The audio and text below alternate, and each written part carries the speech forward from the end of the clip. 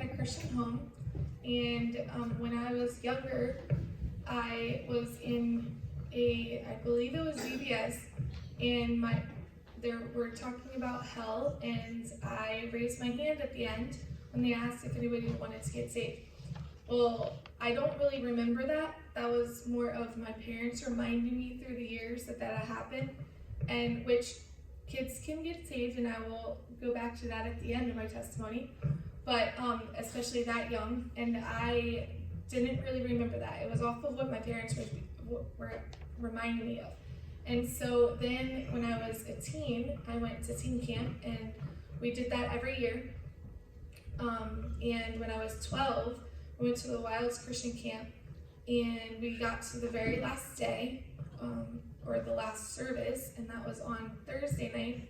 And they have a bonfire type thing where they have a pile of branches, and after the service, if you made a decision through the week, you get to take the branch and go throw it in the fire.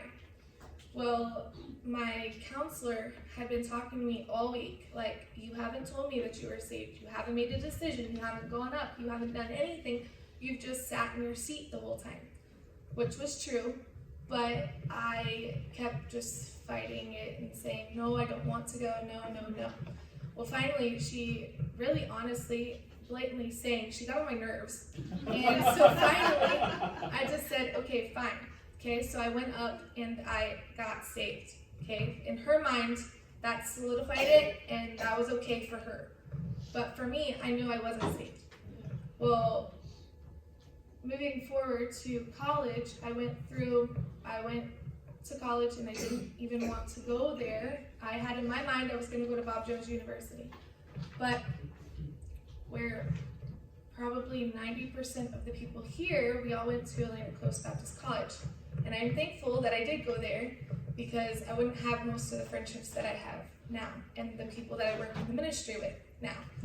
And my parents wouldn't even be here because they wouldn't have come, and my mom wouldn't be teaching in the school and stuff. So God definitely led me there, and it wasn't until my sophomore year of college, I went through a whole year of college before I finally stopped running from the Lord. And it was sophomore year of college.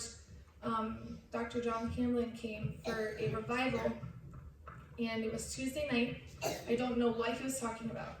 I just remember he had said, college students, stand up. And I looked over. I had, for those that know Pete Cradafillo, he was sitting next to me at the end of the row. And I said, Pete, move out of the way. And I went back and I went into the library, which is now the conference room at our church.